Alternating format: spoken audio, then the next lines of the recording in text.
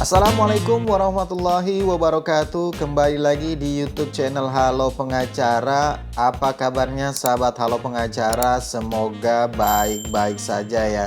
Dan pada video kali ini kembali Halo Pengacara akan memberikan informasi dan juga ulasan singkat terkait dengan isu hukum yang sedang hangat dibicarakan di masyarakat. Dan pada kesempatan kali ini kita akan memberikan ulasan terhadap terbitnya peraturan pemerintah pengganti undang-undang atau Perpu nomor 2 tahun 2022 tentang Cipta Kerja yang diterbitkan dan ditetapkan oleh pemerintah Republik Indonesia, dalam hal ini Presiden Joko Widodo, pada tanggal 30 Desember 2022, yaitu pada akhir tahun. Ada apa dengan Perpu Cipta Kerja? Kenapa diterbitkan pada akhir tahun?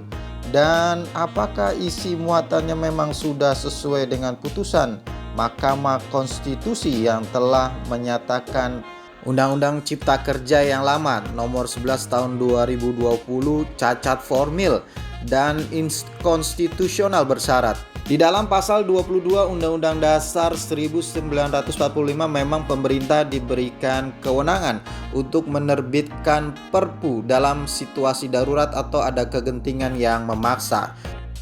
Namun kegentingan yang memaksa ini tidak boleh dilakukan secara serampangan, melainkan telah ditetapkan melalui putusan Mahkamah Konstitusi nomor 138 tahun 2009 yang memberikan kriteria terkait dengan kegentingan untuk menerbitkan perpu.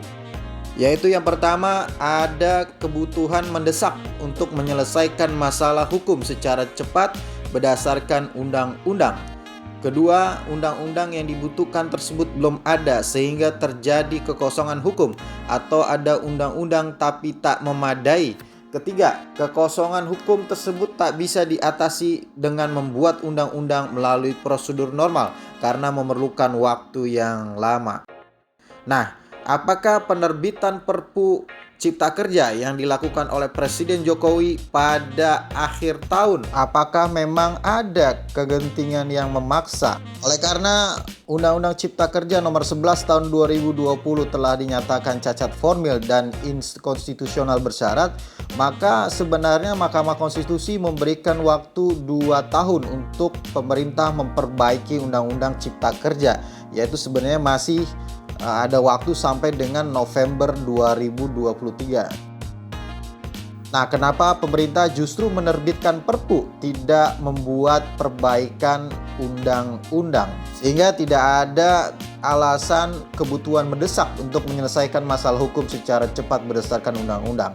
Kedua, terkait dengan undang-undang yang dibutuhkan tersebut belum ada sehingga terjadi kekosongan hukum atau ada undang-undang tapi tak memadai. Alasan ini juga sepertinya tidak terpenuhi karena dengan dinyatakannya Undang-Undang Cipta Kerja inkonstitusional, sebenarnya peraturan pelaksanaan dari Undang-Undang Cipta Kerja itu masih berlaku sehingga tidak ada kekosongan hukum di sana.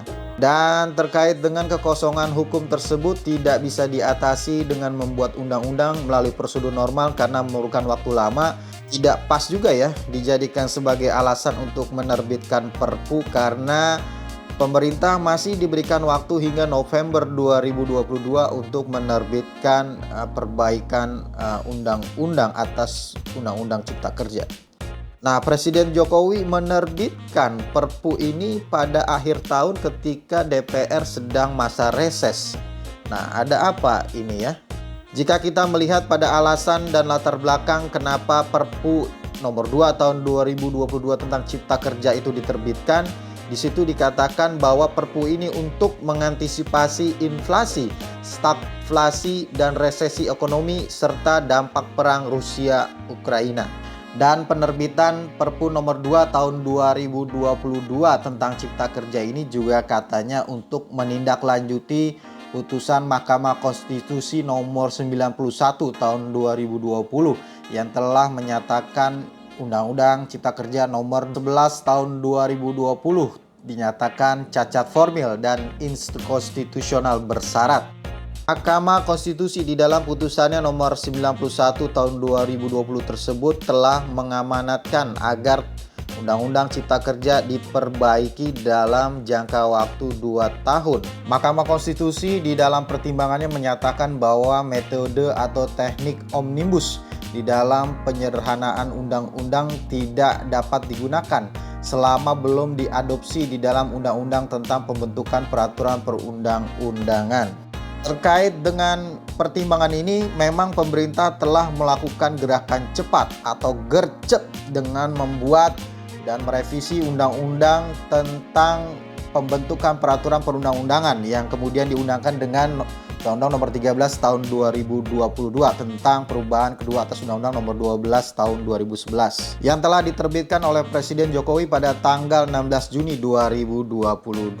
Yang mana di dalam perubahan ini dimasukkan Omnibus Law sebagai metode perencanaan dan metode penyusunan peraturan perundang-undangan. Sehingga dengan ketentuan ini melegalkan pembentukan undang-undang melalui Omnibus Law. Dan di dalam pertimbangannya, Mahkamah Konstitusi juga mensyaratkan dan mewajibkan adanya partisipasi masyarakat yang perlu dilakukan secara bermakna atau meaningful participation, sehingga tercipta partisipasi dan keterlibatan publik secara sungguh-sungguh. Partisipasi masyarakat itu menurut Mahkamah Konstitusi setidaknya memenuhi 3 prasyarat, yaitu hak untuk didengar pendapatnya, hak untuk dipertimbangkan pendapatnya, dan hak untuk mendapatkan penjelasan atau jawaban atas pendapat yang diberikan. Partisipasi masyarakat terkait dengan pembentukan undang-undang menurut Mahkamah harus dilakukan setidaknya pada tahapan pengajuan rancangan undang-undang,